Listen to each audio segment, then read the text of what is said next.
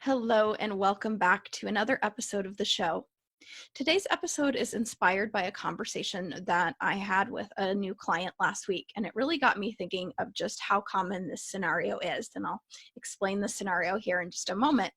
But it really kind of got some wheels going for me in terms of how I see this as a pattern for many, many people, and how many people kind of believe that they can't feel better health wise than they currently do. So this particular client, this woman, is not somebody who's coming to me because she deals with chronic illness. She doesn't have an autoimmune disease or chronic pain or anything like that. She just decided that she is tired of feeling not the healthiest that she can. But in our conversation, what came up was that, when I asked her about how much of her days does she feel less than optimal, she said about 50%, about half of her time she feels like not the greatest, tired, brain fog. She said she deals with some hormonal issues. So depending on what time of the month for her that is, sometimes she feels good and sometimes she doesn't feel so good. And for a long time, she was kind of not seeking help or support because she was just thinking that that was normal, and I've seen this time and time again with many people. We get to the point where we start to think that certain things are normal and they're really not normal. But I hear justifications like, well, I'm in my 40s, I'm in my 50s. And those are not time periods really where aging should be having such a strong effect on us. We shouldn't need a nap just because we're in our 40s. We shouldn't always feel, brain fog and fatigue just because we're in our 40s or our 50s. And actually, I heard another client of mine last week say something like, when I hit 50, it all falls apart. So some of this is actually just some belief systems that are very prevalent in our society. And I'm thinking there might be another episode that I'd like to share more about just how our mindset affects our health. But for this particular episode, I want to talk a little bit about how common it is to really think that when we don't feel great, that it's just normal. And I think there's just a lot of conditioning in our society that has come to be normal for many people. We just make that excuse. And yet the truth is, it's really not normal to feel that way. It's not normal if you're someone in, your 30s, 40s, 50s, even 60s to feel like you constantly need to take a nap.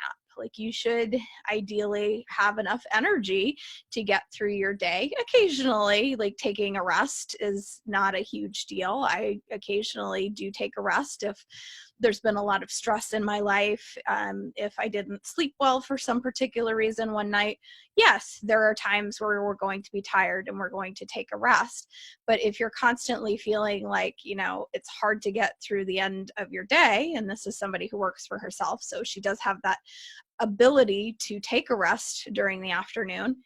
It's not normal, though, to really need that at that kind of phase of your life. That's something that we see more, as people get really to old age years rather than in our 30s, 40s, 50s, that we should be having enough stamina. We should sleep well enough, for one.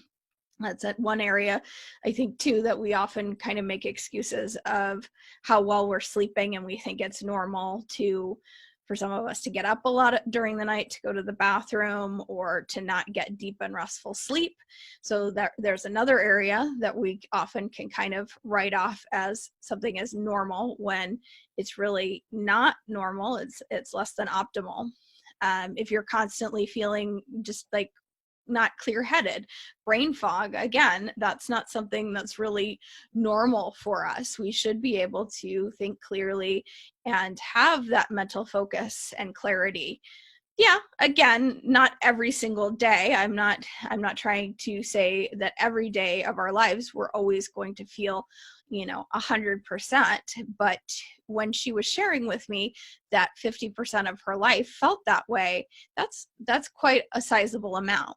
And so I would first just invite you to think about, when you think about your days on average, how many of them do you think you feel really great? You feel like you have all the energy that you need and want to get through your day. You have mental clarity to get all of the tasks that you need to and want to done. That if you're a woman, especially, because hormones definitely affect women, typically more than men, but anyone listening to this, if you feel like, you're having different hormonal symptoms, that's again not normal. And that was when the other client I was referring to, who said everything falls apart when you hit 50, was really talking about how, when women start to hit that menopausal age, that's just common for everything to fall apart, which it really is not truly the case. So just spend a few moments thinking to yourself, how much of the time do you think you feel great versus how much of the time do you think you feel less than optimal? And I would say if that percent is, much more than about 10 to 15% of the time, there might be something there that you could address and that you could get some support around, so you could feel closer to that. I mean, ideally, it would be great to feel wonderful, energized, focused 100% of the time. But, we all have our days.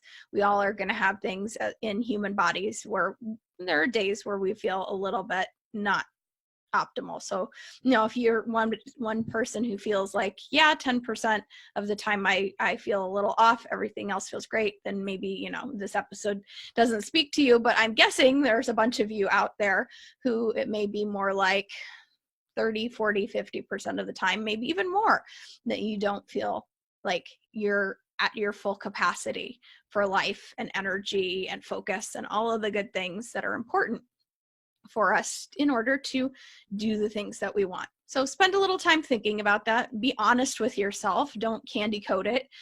And then I want you to invite you to think about, what are all of the things that you would do in your life, that you would like to do, or that you need to do, that you could do if you didn't spend so much time feeling that kind of less than optimal feeling.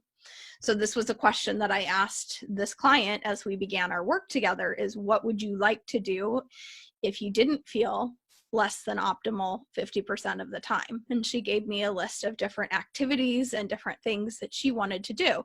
And I'm definitely betting that there are things that you have on that list in your own head that, I would like to be able to get out and exercise more. Maybe you'd like to start hiking again, but you feel like you're too tired.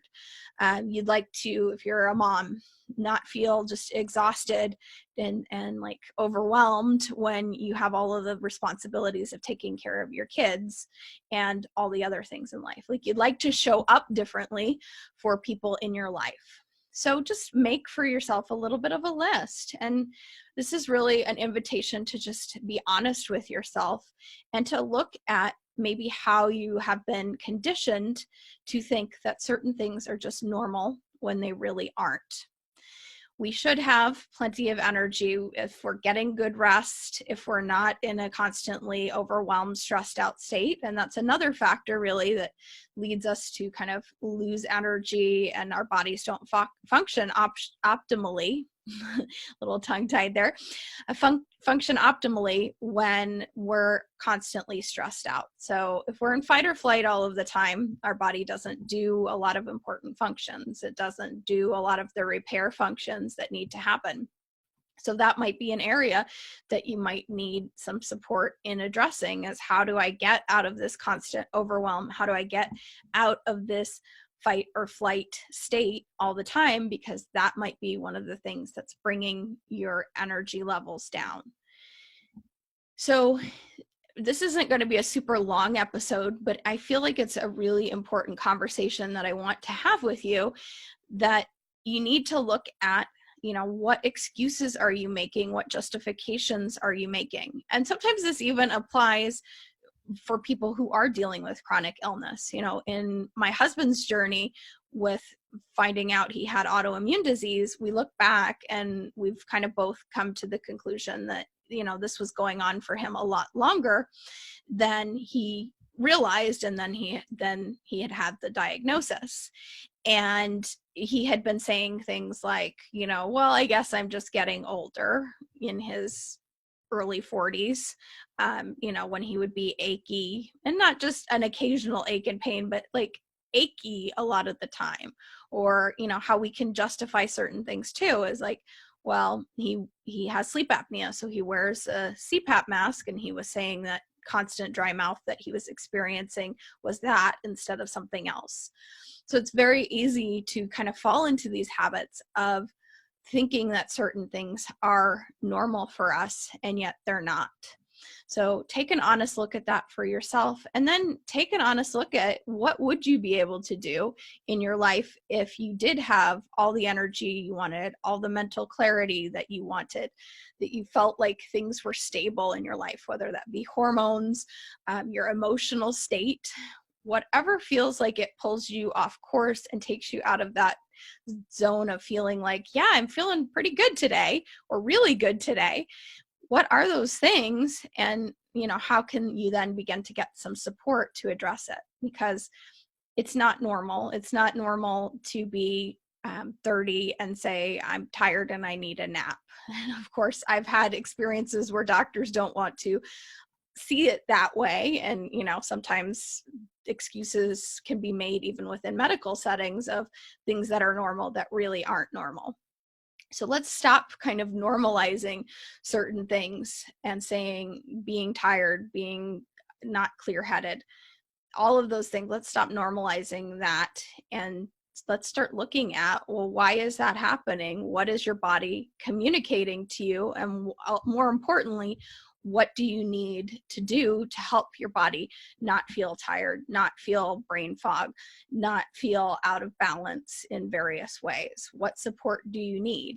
Because as I've shared in previous episodes, really the symptoms that we experience are really signals from our bodies, and the only way our body can communicate to us. They're signals from the body that something is not quite right, something needs to be addressed. And if we're constantly writing it off in certain ways, then it's going to also keep building and building. And this is the other important thing to remember, is that if you continually say, feeling less than optimal 40, 50, 60% of the time, that's okay and that's normal, well, over time, that's going to increase. And if there's something going on, the symptoms are going to get louder and louder until you address it. So your body is intelligent, and your body only has these kinds of ways of communicating with you. So it's important also to learn to listen to them and pay attention to them before they become loud and life disrupting in many ways. So this was a little bit of a quickie for today's episode, and thank you for taking the time to listen. If this is something that you're struggling with and you are curious about ways to start shifting out of feeling less than optimal, I invite you definitely to reach out. We can have a little conversation about what kind of support might help you, because many times we can think, oh, if I just changed my diet, if I just started exercising again, if I just tried to sleep longer, that those things will help. But chances are, if you've been in this pattern for a while, there's something more going on, and that you might need some support in order to address that. So until next time, thank you for listening, and I will see you on the next episode.